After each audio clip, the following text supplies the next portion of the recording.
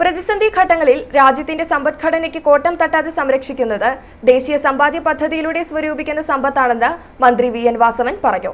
ദേശീയ സമ്പാദ്യ വകുപ്പിന്റെ കോട്ടയം ജില്ലാ സംഗമം ഉദ്ഘാടനം ചെയ്യുകയായിരുന്നു അദ്ദേഹം. പ്രതിസന്ധികളും പ്രയാസങ്ങളും ഉണ്ടാകുമ്പോൾ ഒരു ഷോക്ക് അബ്സോർബർ പോലെയാണ് ദേശീയ സമ്പാദ്യ പദ്ധതിയിലെ നിക്ഷേപം പ്രവർത്തിക്കുന്നത്. സ്റ്റുഡൻസ് സേവിങ്സ് സ്കീം വിദ്യാർത്ഥികളിൽ സമ്പാദ്യശീലം വളർത്തുന്നതിനൊപ്പം ദുശ്ശീലങ്ങളിലേക്ക് വഴുതി വീഴാതിരിക്കാൻ സഹായിക്കുമെന്നും മന്ത്രി പറഞ്ഞു.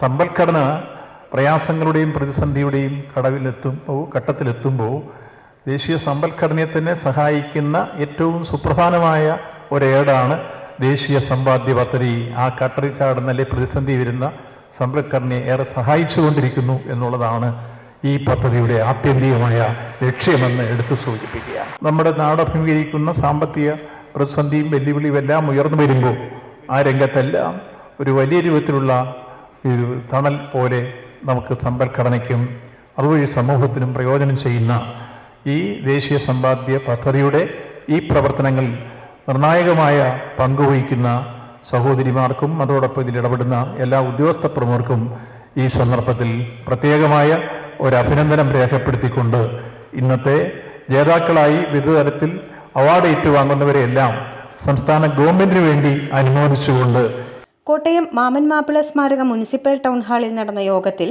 ജില്ലാ കളക്ടർ ജോൺ വി സാമുവൽ അധ്യക്ഷത വഹിച്ചു. ദേശീയ സമ്പാദ്യ പദ്ധതി director S Manu, additional director P Ajith Kumar, deputy director Jyothi Damodaran, assistant director K J Shobhichan, വിദ്യാഭ്യാസ വകുപ്പ് deputy director in charge K A Sunimol, Kottayam division postal superintendent Swathi Rana എന്നിവർ പ്രസംഗിച്ചു. മികച്ച പ്രവർത്തനം കാഴ്ചവെച്ച മഹിളാ പ്രധാൻ ഏജന്റുമാരെയും SAS ഏജന്റുമാരെയും ചടങ്ങിൽ ആദരിച്ചു. സ്റ്റുഡൻസ് സേവിങ്സ് സ്കീം പ്രവർത്തനങ്ങളിൽ മികച്ച പ്രകടനം കാഴ്ചവെച്ച സ്കൂളുകൾക്കും നേതൃത്വം നൽകിയ DEO AEO ഓഫീസുകൾക്കും പുരസ്കാരങ്ങൾ വിതരണം ചെയ്തു. i4A news, Ettumanoor.